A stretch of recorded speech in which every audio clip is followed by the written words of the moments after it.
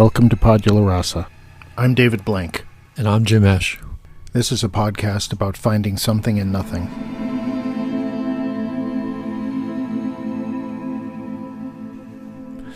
Hey, this is Jim.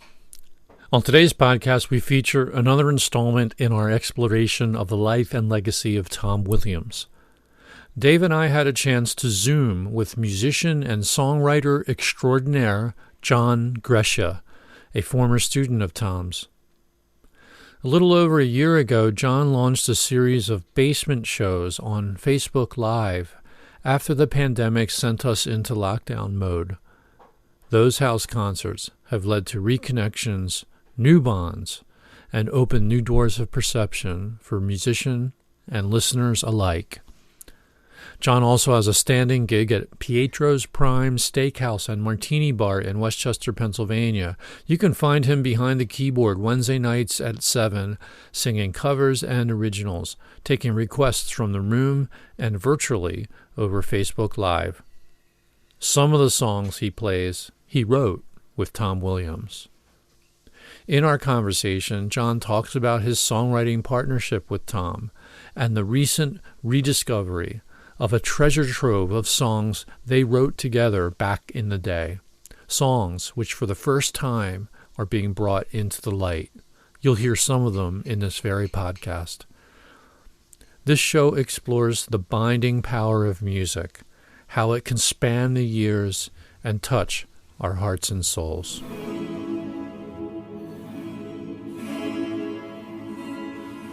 Dave, do you want to kind of talk a little bit about why we were wanting to talk with John? Yeah, no problem. I mean, John, you had sent me your process about what had been going on with the rediscovery of all this material that you worked on with Thom. Yeah.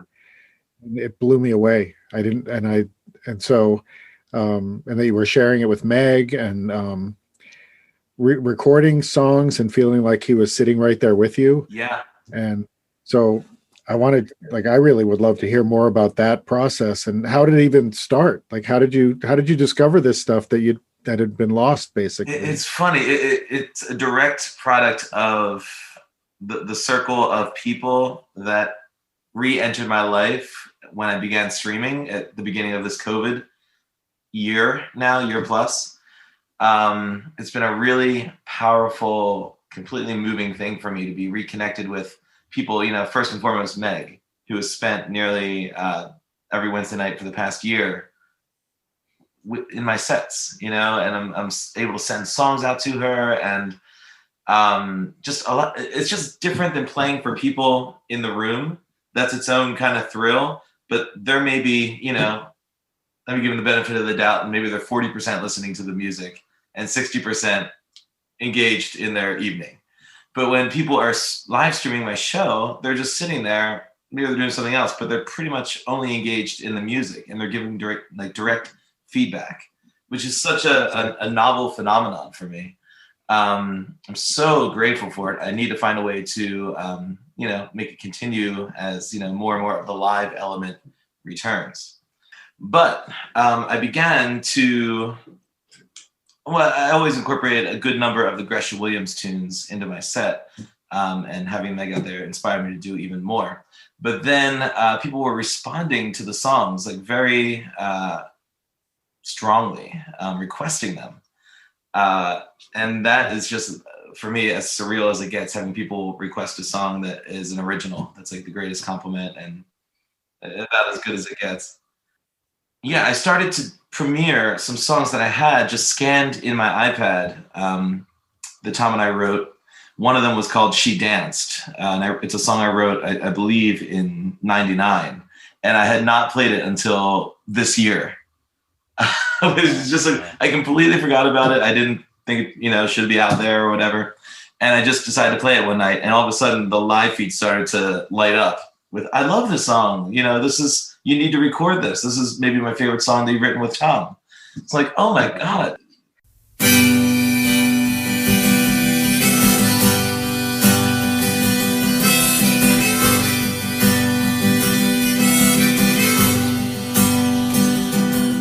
She danced between electric towers. fled in shame and died in her veins.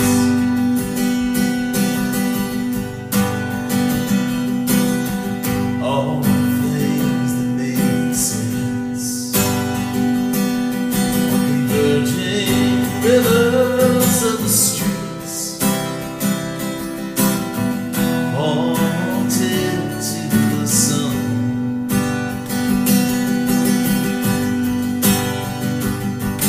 The spine rocked graceful lark toward the young stars.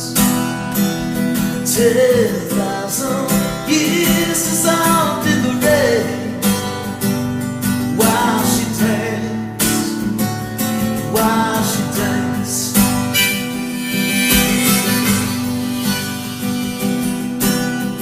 The gutters ran red leaves while she counted every breath. She pretended she was a tree.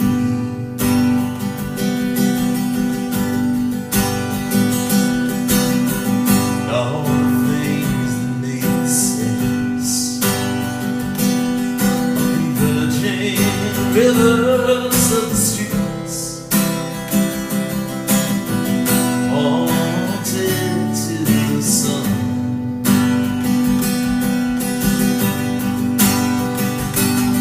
Her spine rocked graceful arc toward convenient stars. 10,000 years dissolved in the rain while she danced, while she danced. The universities closed at her fingertips. The observatories couldn't look at themselves. She reversed gravity with a handstand. Believe me, it was easy for her.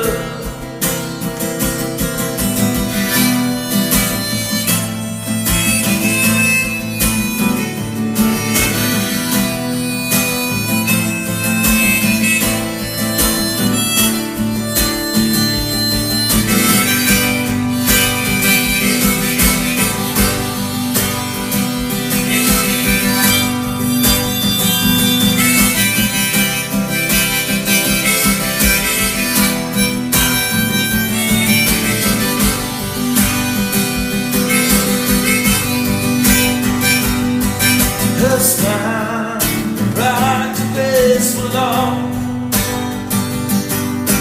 toward convenient stars. 10,000 years dissolved in the rain while she danced, while she danced, while she danced, while she danced. While she danced, while she danced, while she danced, while she danced. Woo.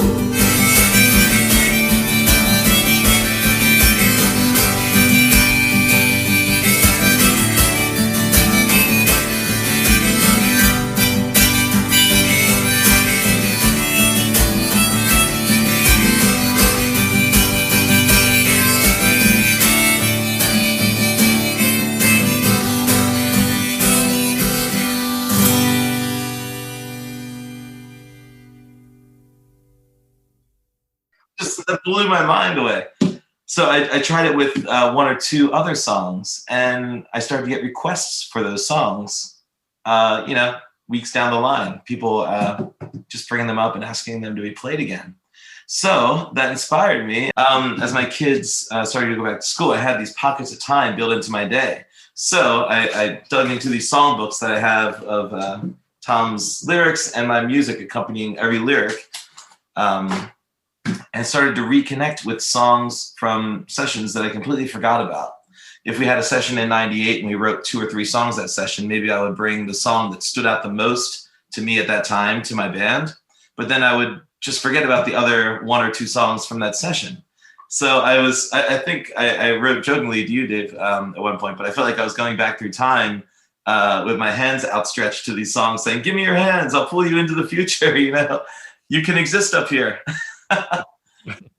So yeah, I uncovered between 10 and 15 songs just over the past 2 or 3 weeks. And I started to play them live. So my process has been, I've reconnected to them, dug into the lyrics again, started to learn how to play them again. Luckily, I always notated what we wrote in the moment we wrote it. So it was kind of preserved for time, even if I left it. So I knew they were waiting back there. And just relearning the songs, getting them into my voice, getting the rhythm of the lyrics. And then I would immediately record a piano demo of the song so that it exists. And then I would send that to Meg with a scan of Thom's lyric and my notation. So she had kind of a package to enter into this song that she had no idea that ever existed. So I did this for about 10 to 15 songs. And then that following Wednesday at a show, I would premiere that song, which is a whole nother level of surreal for me, because then people are responding to the song that I forgot about for 13 years. And then if I'm lucky enough, they're requesting it the next week. And they like them even more. Yeah, it's really crazy. It's this whole separate wing of the material that we wrote together that I'm rediscovering. It feels brand new to me because I haven't been living in the atmosphere of those particular songs for 10 to 13 years since we wrote them. Are the people who are responding to these songs, like, do any of them remember Thom, or are they, is that one reason why they're connecting with them, or are these people who are complete strangers to Thom and they just like the music, they're connecting with the music? That's the cool part, Jim. Most of them only are learning of him through me and through these songs, which is amazing. And they're wanting to know more of him. They're wanting to see his published works. They're connecting with Meg on there.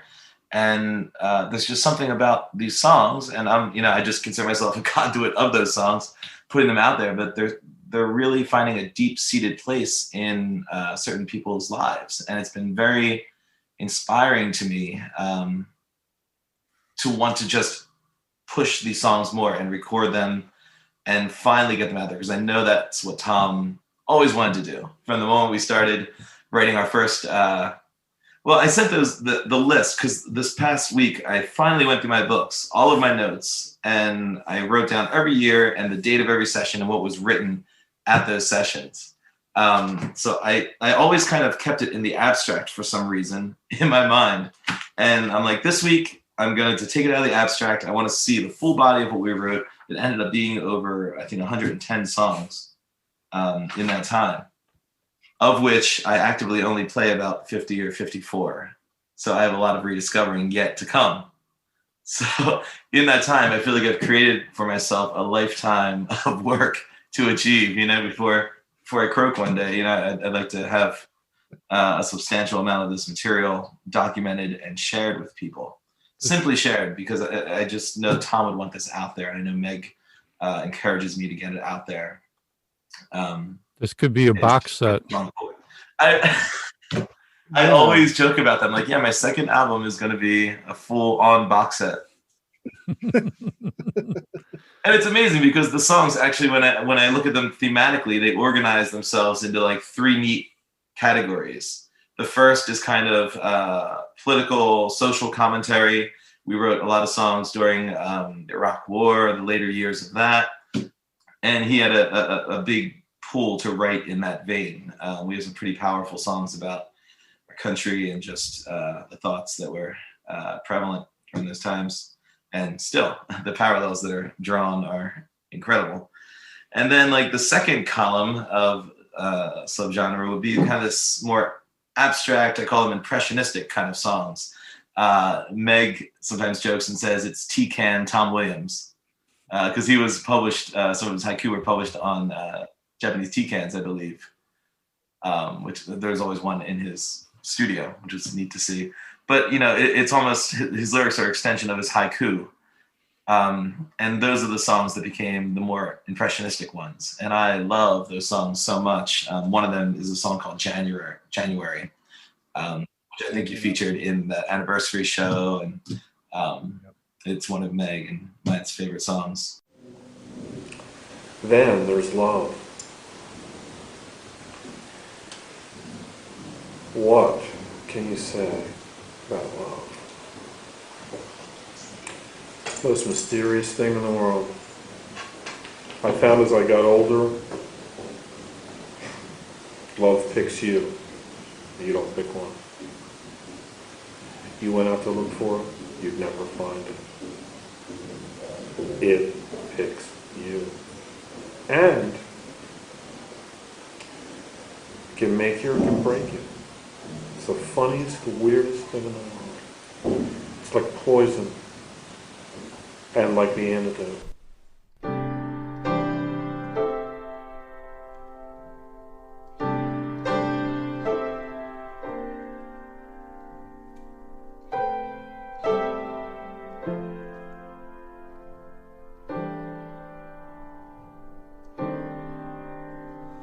Until you came, winter was too cold. The horizon was far, but I kept it inside.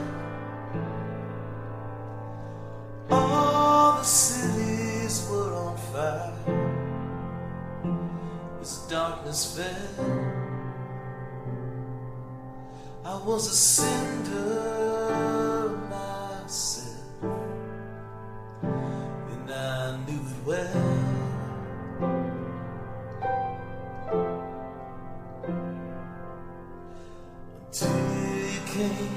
The summer was a spark, like walking on the sun to where you are. The waters of life had run dry everywhere. My inspiration evaporated.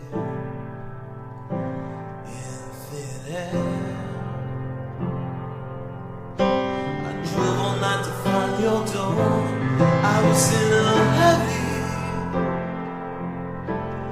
You brought me through January. You got me through. And I was crawling and you flew. January, you pulled me up. And you got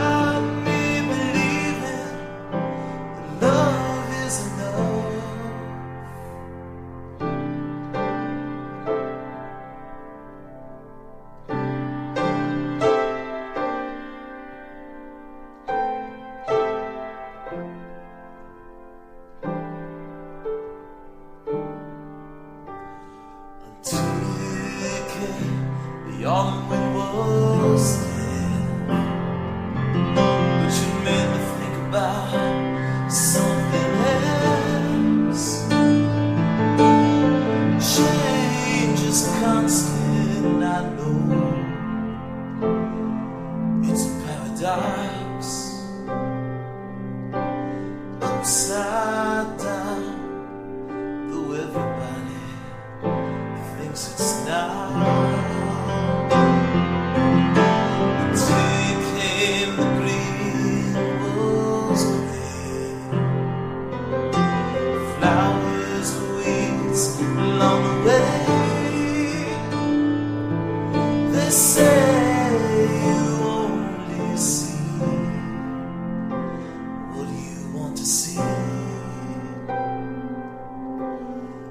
Seems almost impossible to me. I drove until I hit the wall. I was full of worry, looking at the wasteland.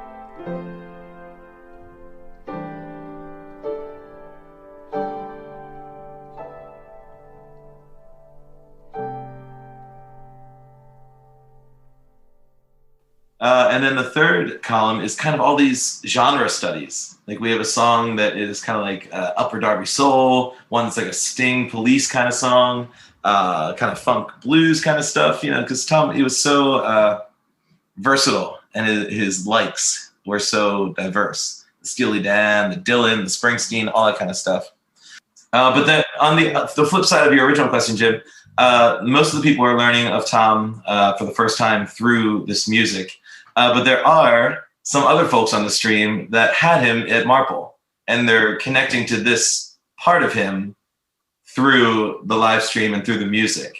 They weren't aware of the songwriting part. He was just that incredibly, you know, inspiring English teacher, creative writing teacher when they had him back in the day. So. And when did you go through Marple? Was it late 90s? Yeah, I was a freshman in 94, graduated in 98. Okay. And it was in 97 that our songwriting partnership began. I was a student in his class, and he kind of identified that my writing was more like a lyric than it was poetry. So he sent me to his back office with that little old Casio keyboard and a song called Birds Took You. And that became our first song together.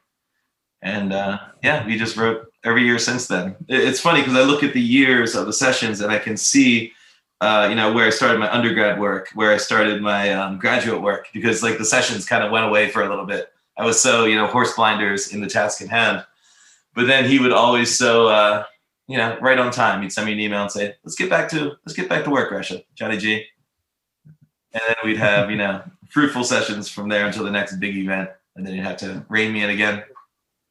You know, it's probably going to come out in a podcast, maybe the next one. I don't know. But Jim and I were just talking recently. I just want to share this with you. Somebody reached out to Jim who had heard the podcast. And I don't know if I'm telling this right, but this is somebody who didn't know Thom, didn't know, and was looking to find his book. Oh, yeah. And what was yeah. So it's a woman in, I think she's in Nova Scotia. And she emailed me out of the blue and she said, thank you for posting the Modern Poets I Ching. So what I did over the Christmas break was, I had some free time because I teach college, so I was off over Christmas. And you know that you probably know that website that Thom had, right? It's got some amazing poetry in it and all the hexagrams and all that. So you could find that on the web archive, sort of buried in the Internet Archive. But the original website, I think, is long gone. Yeah. So what I did is I kind of reissued it on the Padula Rasa website. Oh, that's perfect. Just because I wanted to put it out there, so make it a little easier to find. Yeah. And she found it. So this, I think it was she must have been into the I Ching, and I guess I don't know when she first discovered it. She discovered it through some like message board in the UK, and then someone linked to it and everything. But she stumbled into it like at Padula Rasa, and she said, "Thanks for making this available." And these hexagrams have been so meaningful to me. Oh, that's incredible. Then she wanted to know where she could buy Thom's book, the Alive Beyond Blue. Yeah. And yeah, so we kind of get into this interesting email exchange, and she doesn't know Thom. She just loves that I Ching website. Right. So he's still impacting people. Yeah. It's absolutely remarkable. Here we are, 11 years. Yeah. And now through your songs. Yeah. What was your songwriting process like with him? Did it fall into a regular pattern? Like, did he say, "I've got a batch of lyrics," and did you write the music together? And did you record demos at the time that you were writing the songs? You said you notated them, which is really helpful now. But did any of this stuff like make it to tape or it did. CD? Yeah, it was actually the advent of the iPhone that really expedited that process. So I guess that was 2007, 2008, maybe. But yeah, as soon as we would finish a song, it became a ritual to lay down a demo of it. And those are perhaps my most cherished possessions, because it's him and me in the room. You hear the click of his keyboard. Sometimes he had a guitar in his hand. He was playing along. Sometimes he would sing a harmony on top of me. And we were just laying down ideas, on the tape, literally 5 minutes after we created those ideas. And it's just this magical state of creation that we were living in. And you can hear us at the end of each and every demo that we made. We're just like, man, or like we were, you know, mutually moved by each other's art, you know, and what we just created, and the fact that that did not exist, you know, 10, 15 minutes prior to us recording that. So that's a whole little, I don't have a bunch of those. Most of the time we arrange so quickly, we just move on to the next song. There are some demos from 2003, 2004. He got a nifty new keyboard that kind of filled in accompaniments around what I was playing, drum beats and everything. So we had some demos made that way. But most of the demoing is, I guess, done by me now, you know, for these songs from the late 2000s, just laying them down on the piano. I throw them into a bed of reverb just so they kind of have some room to stretch out a little bit. And then at that point, I feel like, okay, that's a document, you know, and then I listen to that on repeat in my car, because all you want to do when you lay down a new song is listen to it and get to know it better. And then I can start hearing the other parts. If there's a string quartet behind it, if there's harmonies, start hearing what the drum beat is. So, you know, I start writing down production ideas from those demos. So yeah, there's a whole kind of series of different documents, audio documents of these, but the most interesting and the most, you know, moving and warming for me are those ones where he's in the room with me and we're trading notes. There's one for the song called If Wishes Were Rain, which we wrote in the early 2000s. And he always loved this kind of, and it's getting worse, this kind of vocal turn. And he had the tape rolling, and I wasn't, I guess, funky enough at that time to be as funky as he wanted me to be. So I just kept singing it 3 times the wrong way. And then he would demonstrate it. I will send this to you. It's really funny. And then I finally sang it close enough, and he's like, yeah, you got it. That's it. You know, he wanted to like encourage me on. And then when we got to that part of the song, I sang it correctly for the first time. But it's like, it's getting worse. And he was like, it's getting worse. Yeah, that's it. Yeah, I'm just trying to like match his inflection. But, you know, his presence, his character is just thoroughly in the room. Stick through it and Okay. and play the and it's getting worse. I want to do like that. Getting worse. Getting worse. Getting worse. That sounds good. That sounds good. I'm sitting by the window, doing nothing at work. It's been like this forever, and it's getting worse. My co-workers go by, but I don't care. There's nothing that they got to keep me there. And the boss is complaining about the spark, thinks that he's missing on the family farm. If my wishes were rain, I'd be washed away. I get what I want, it'd be mine that day. If my hope was mine, I'd be drunk by now. I go over the limit and I pass out. If wishes were rain, if wishes were rain.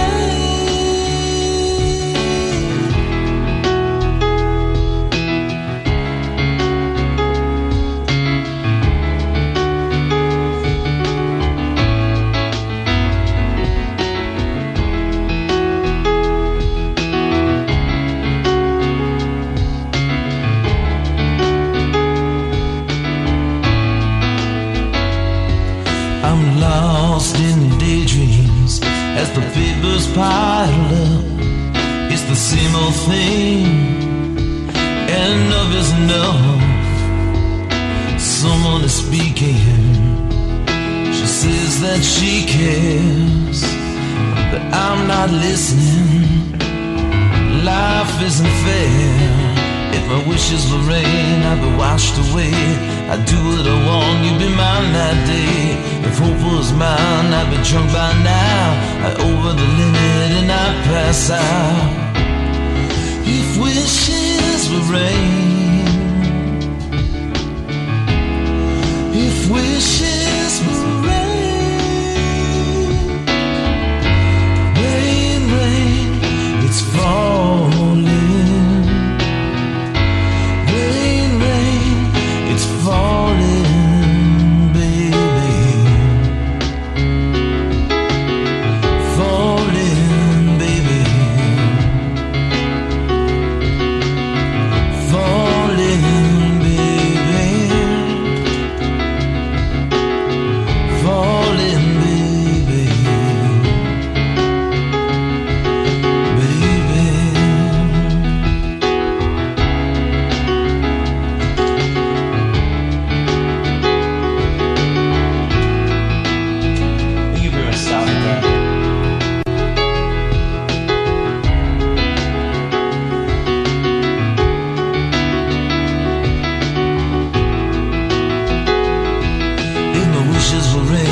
I've been washed away. I get what I want, you be mine that day. If hope was mine, I'd be drunk by now. I'd be over the limit and I'd pass out. My wishes would rain, I'd be washed away. I'd dig what I want, you be mine that day. If hope was mine, I'd be drunk by now. I'd be over the limit and I'd pass out. If wishes were rain, if wishes were rain.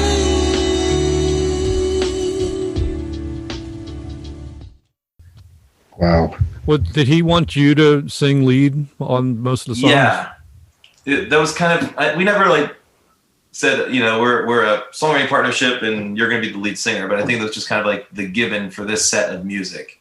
He was looking for whatever tools that I brought to the equation for me to bring those and for them to be in my voice. And then at the end of sessions, he was also working on his own projects that were in his voice. So he would kind of just lay down a series of chord changes. I would write them down. I had no idea what the song was, what it was called, what it was going to be, but I'd play them at the tempo that he wanted me to play them. And then later in the week, he would send me the finished song, which was one from one of his side projects. So I got to play on a Thom Williams song that I didn't even know what it was when I was recording it. He was that abstract. Jim, you mentioned, was there like a series of events when we would write? And there was. There were some in the early days. He would just email me lyrics and I would write them at home and send those to him. But when we really got down to it, he started to invite me over to his house, to his studio, and we would write in Newtown Square. And, you know, he lived only about 4 blocks, long blocks, but 4 blocks off of Westchester Pike.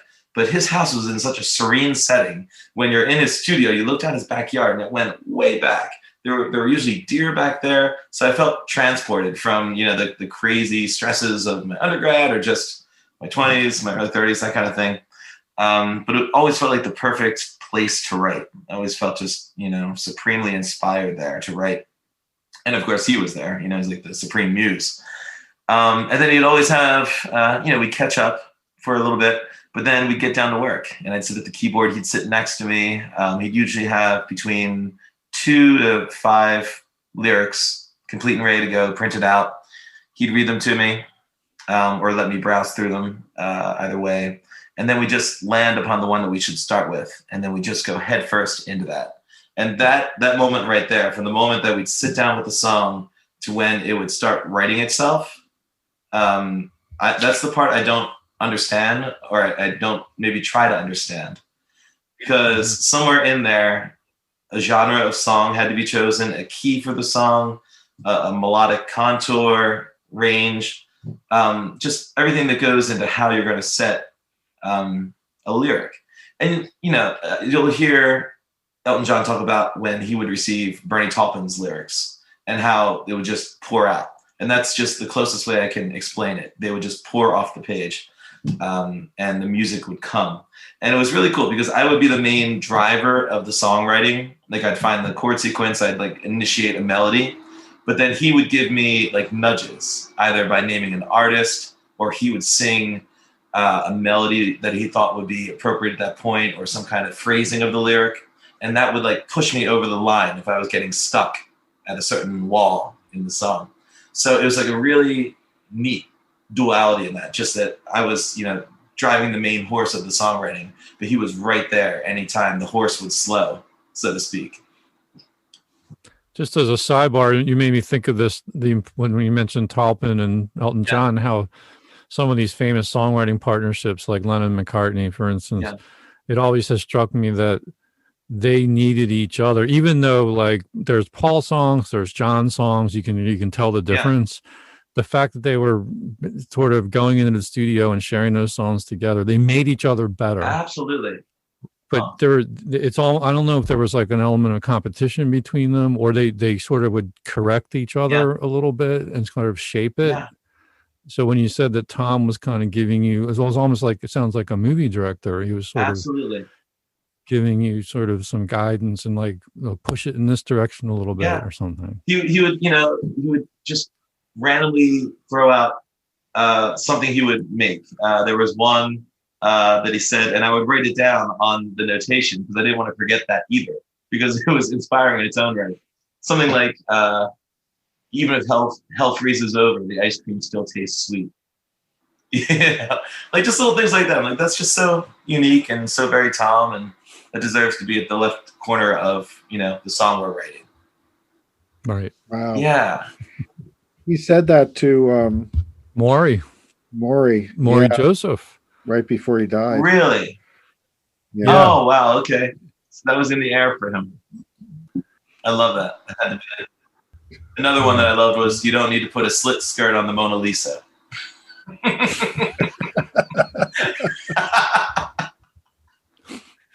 That one deserved writing down as well. I always enjoyed that one. That's great.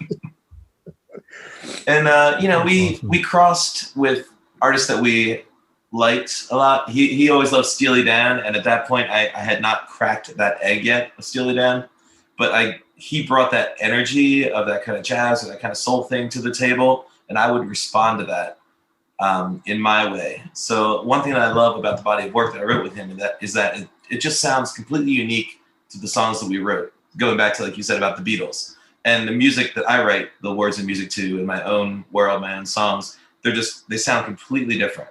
So I always loved that when I would go over there, I would write completely something unique to the session with him. So do you feel like now when you're rediscovering this stuff that you're getting back into that space that you were in back then? Absolutely. I wrote to Meg about this, and as I have the notation there, I have his lyric sheet, and in many cases, I had not looked at those together since I was sitting in the room with him. So when I was rediscovering the changes and getting it into my voice, and I'm not exaggerating this, I could hear his harmonies on top of my voice when I was singing it, because it was such an impression when he was doing it. All of that stuff was coming back to me. So I was just surrounded by kind of his energy in each of these songs, and remembering little things that he would say and the reason we would write something in a certain way or angle a melody or repeat something. I remember him pointing that out, that we should do that. And I have not remembered any of that stuff until I entered that world that those two pieces of paper provide for me. So it's this really moving thing. And I think it was like 2 weeks ago, my wife and my kids, they traveled to my wife's parents' house. So I was alone in my house for the first time in about 3 years. And I wanted to make it very fruitful. So I uncovered about 5 to 8 songs that weekend. And in each of those songs, like I was literally back in his studio in Newtown Square right after we wrote them, because that was the last time that I sat with him. So it was, and just being alone with my emotions during that time was really important too. I knew it was going to be an emotional process to like dig into that material, and just the fact having the quiet house and just the room to feel those things, it was really a profound experience for me. Yeah, but just I can't state it strongly enough how impactful people's thoughts and their energy shared on these live streams has been to me. And it's just this new world we're living in, where there's a live stream for every live show. And I've really begun to count on that and kind of live in that community that is virtual now as part of my shows. So much so I have to remember, that I'm, when I'm playing in Westchester, I'm being paid to entertain the people in the room. But I actually want to play to the people that are, so deeply involved in the music on the live stream. It seemed like you're very moved by the sort of reaction you've gotten from people. And my theory is that your audience who's watching you over Facebook is we've been so locked down and like stuck at home and everything. Yeah. It's like such a comfort to have someone like you providing music. It's just a wonderful gift, and it's also seemed to have sort of unleashed all this energy. And then like people are finding like new connections and whatnot. I don't know if that's something that you're seeing that's like sort of different than the before times. It absolutely is. Just access to artists. It seems like everybody has done like a little window into their home studio, that kind of thing. Like Chris Martin from Coldplay, Springsteen is doing a radio show. David Gray, who's Right. one of my biggest influences. I love his music. He does like personal concerts from his house. It's just really inspired. And I really hope it doesn't go away because it's been such an intimate connection to these artists that we love. To have that window in and just see them in a casual, stripped down setting. I love that so much.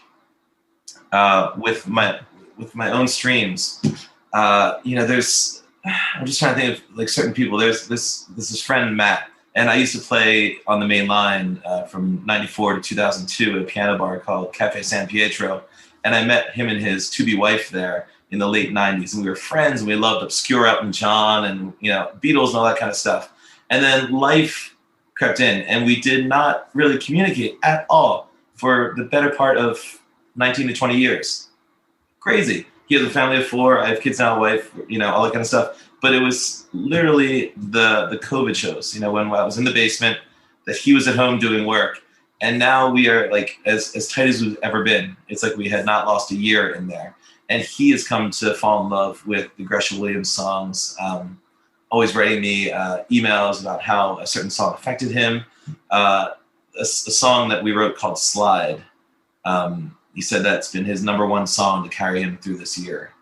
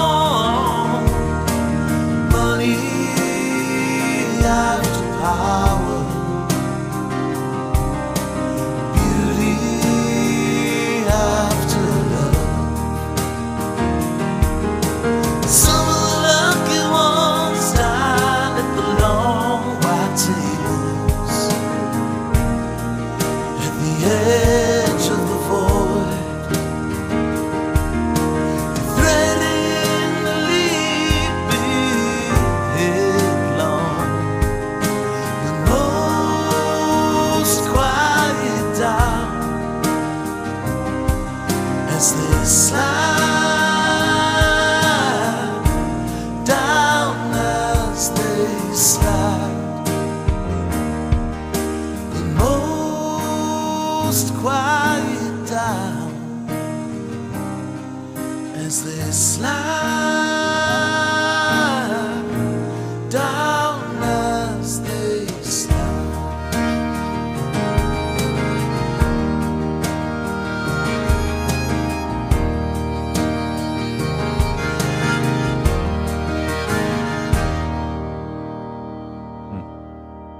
And like just things like that. You know, in my other life, I direct choirs and I direct a church choir, and I understand like the ministry of music and what that does for people. You know, it's a sacred and a secular thing at the same time. Music is, and I kind of, with the pop rock stuff, you know, playing and singing, I feel like it's almost that kind of secular ministry kind of thing, where, you know, I feel like humbled to be playing the songs that I'm playing and able to play for people, and people, whatever they're bringing to the table, are needing that input at that point, that musical input. So just the fact that I can play to people who have just put their kids to bed, and it's like that quiet time at night. There's no way in hell they would be going out that night on Wednesday night if the kids are in bed. But then there's this music, and then on top of that, here are these original songs that are entering the equation and, you know, impacting them in a certain way. So it's just a connection that it just couldn't have been made prior to the past year. Right. So I know for sure it's a product of what we've been through. I think it's going to grow, you know, because there's too much of a demand. And even if the masks all went off tomorrow, I think it would still exist. Because people would say, you know, people would expect it at this point after this much time. Right. So just keep doing what you're doing. It's not, you know, it's not going to change. And, you know, the fact that, you know, we've upgraded our technology enough, and we have these live streaming sites where we can do a basement concert. I mean, you couldn't even do that a number of years ago. Right. I remember my friend and I joking about that. We're like, we don't have to book an original room and, you know, sell 50 tickets for the room. One day we're going to be able to sit in our living room and play live to people on the internet. You know, I feel like an ancient goat saying that right now. But lo and behold, here we are. It's easy as pie, pressing go live on Facebook, and you have a window into wherever you are. I am graced by this friendship. My friend John Grecia, he's been in my life for about 10 to 15 years, Westchester friend. And when this all came about, you know, he offered to help me with the live stream, because my first show was on an old iPad 2 in my basement. I had no Wi-Fi extension for my office down there. So, you know, it was being interrupted, and it was just kind of demoralizing to anybody watching. So as soon as he was, you know, we were safe enough to be in the same room together. Actually, he gave me tech service from afar when he couldn't even be here to get, you know, internet extended down to my basement. So from the earliest possible moment, he's been helping me in this plight. But he also took upon him to get me onto the streaming site where you can do the switching cameras. And he actually built his own cameras from like the components. So it's such an organic process. He's streaming me on cameras that he built, you know, through the software that he learned how to use, because I am very primitive when it comes to all of that kind of stuff. Wow. So he's been such an incredible friend and great gift to the process, because he really makes it look like really spectacular. Just the different angles. Wow. I look forward to continuing kind of the virtual concerts from the basement. Like, it's become this this rare, exotic thing for the people that are following my live shows now that I'm actually live again. When there's a basement show on the docket, they're like, yes, we're going to cancel our plans and attend that basement show, because that's when they really, you know, they get to kind of have me to themselves. Mm-hmm.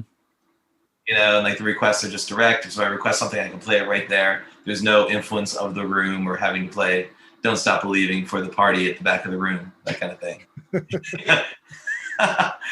Unadulterated fun.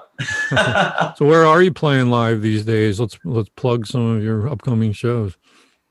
Oh, you're kind. It's pretty much just the one spot, which I'm so grateful to have a long-standing residency there. It's Pietro's Prime in Westchester. I've been there most Wednesday nights since the year 2007.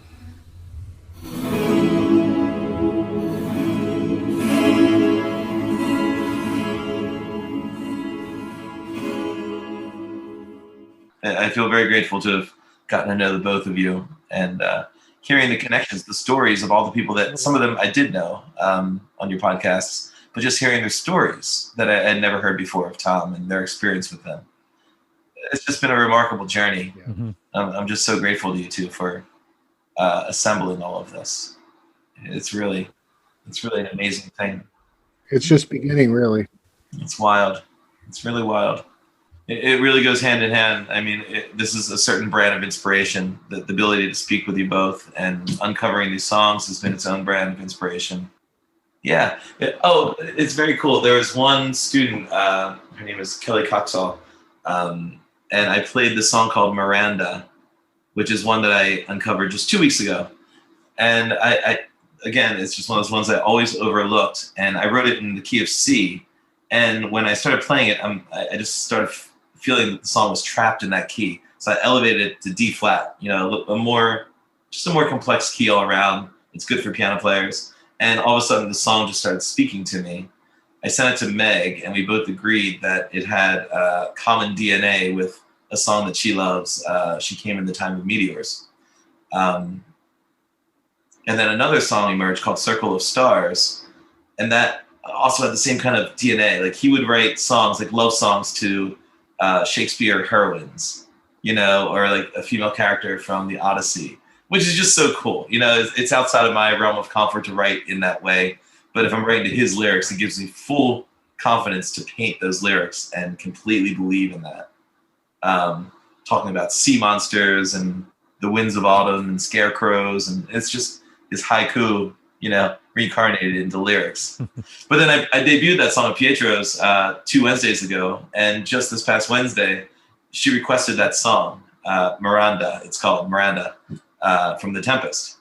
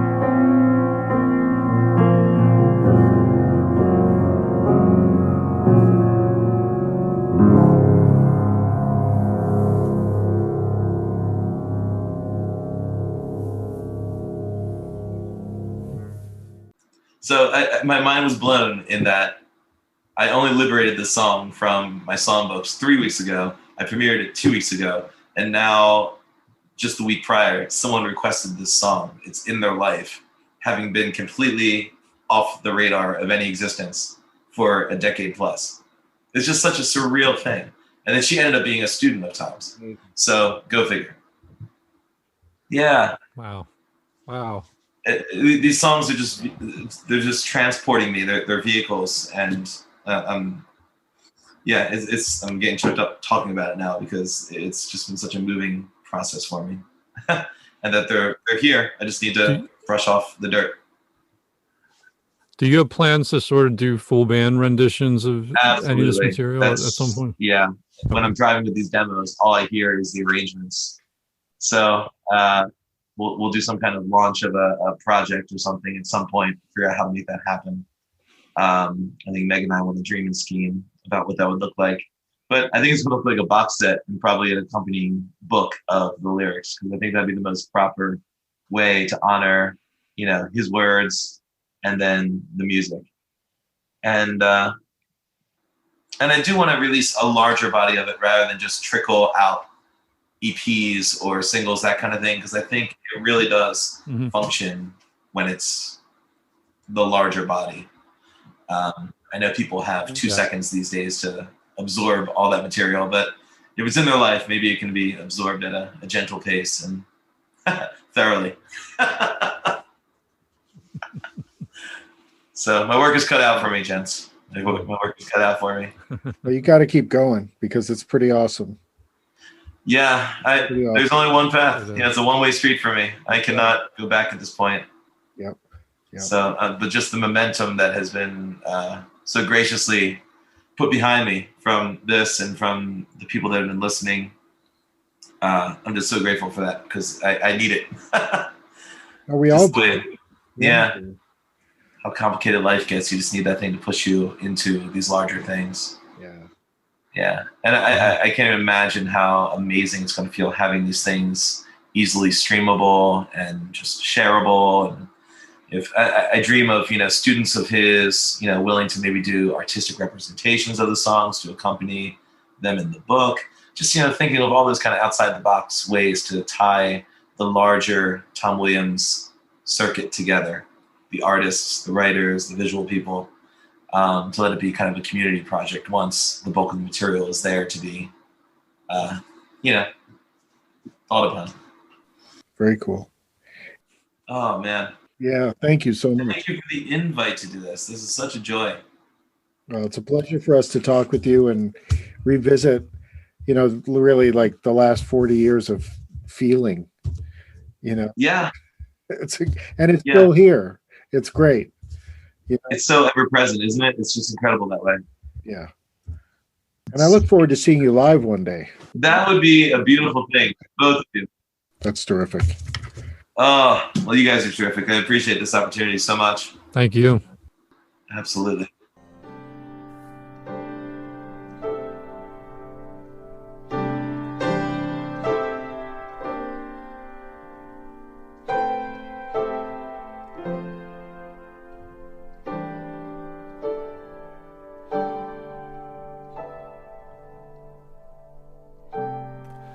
Thank you so much, John Grecia, for sharing your stories and beautiful songs with us.